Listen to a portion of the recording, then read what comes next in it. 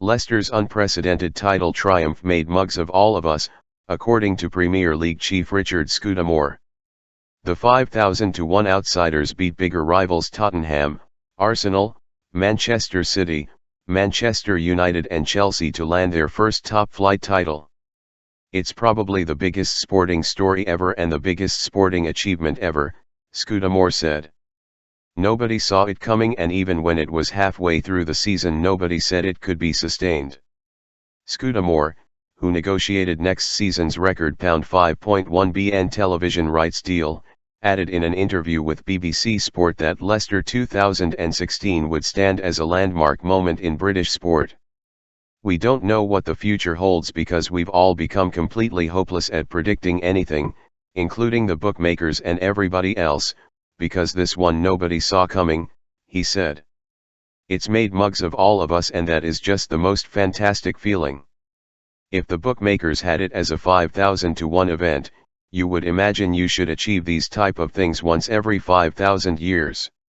It gives us 10, 20, 30, 40, 50 years of being able to say, Leicester 2016. Just remember Leicester 2016. The Foxes were crowned Premier League champions on Monday, when nearest rivals Tottenham drew 2-2 at Chelsea.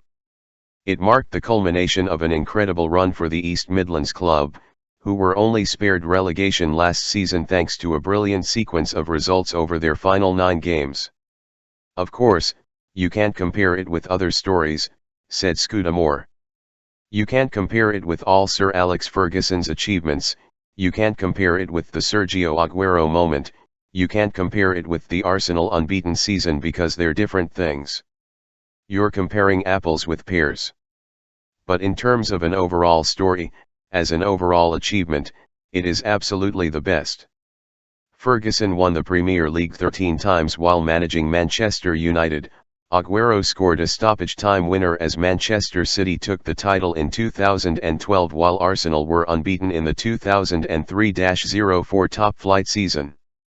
No matter what else happens, we've got it to remember, we've got it in the record books," said Scudamore. "Let the statisticians prove that Leicester won the most points, they won the league, they were worthy champions, and anybody else can do it. Leicester's triumph will mean English football is an even more successful global product," says Sheffield Hallam football finance expert Rob Wilson. "The triumph against the odds is a great advert for England's top flight," said Wilson. He added it creates huge potential to leverage the Premier League even more.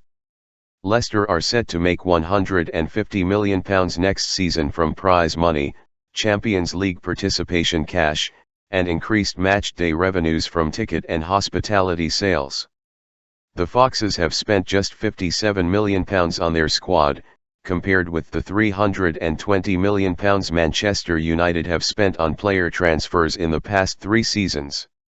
Wilson said the story of Leicester, owned by Thai billionaire businessman Vijay Srivadanaprabha, would increase the Premier League's popularity in Southeast Asia.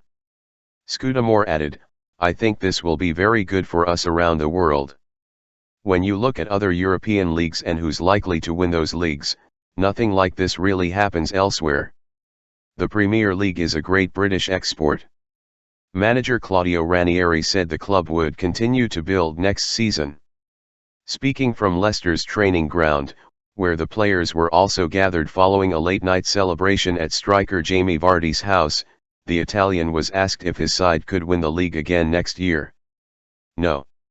Next season we have to fight for 10th position," said the Italian. "We have to make sure we are safe, then we look to something more.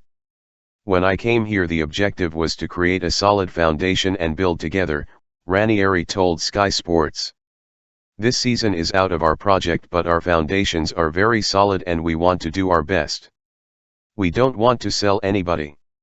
If some player doesn't want to stay with us, I don't want unhappy people. We are looking to add to the team but with the same mentality. Who comes must know we are working hard." Wilson told BBC Radio 5 Live, in August they had absolutely no superstars in that side. This summer is arguably more challenging as they try to hold on to some of those players and renew some of those contracts to maintain this next year. Both Conservative Prime Minister David Cameron and Labour leader Jeremy Corbyn tweeted their congratulations. Sir Peter Soulsby, the mayor of Leicester, said there had been suggestions to name streets after Ranieri and to build a statue in his honour, but added, "I don't know what it will be. I do know we've got quite a lot of partying ahead of us as a city to the end of the season. And then a big celebration. We've had media attention across the world already, and now that we are champions, I think I'm expecting a little more."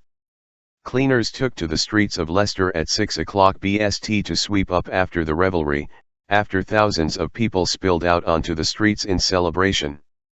There was even a crowd of people celebrating outside Vardy's house. The celebrations continued on Tuesday, with fans gathering to catch sight of the players as they were treated to a meal by the club's owner, who had earlier flown in by helicopter to congratulate them. About 60 to 70 players and staff enjoyed a 2.5-hour lunch at San Carlo Pizzeria in the city centre. On the way to the restaurant, the team bus even stopped to pick up a Jamie Vardy lookalike, who was celebrating the title win outside the King Power Stadium. Postal worker Lee Chapman, 29, told BBC Radio 5 Live, "The bus pulled up and they were all banging on the windows and I got dragged on. Jamie Vardy said, 'You're not as good looking as me. It's absolutely bonkers.'"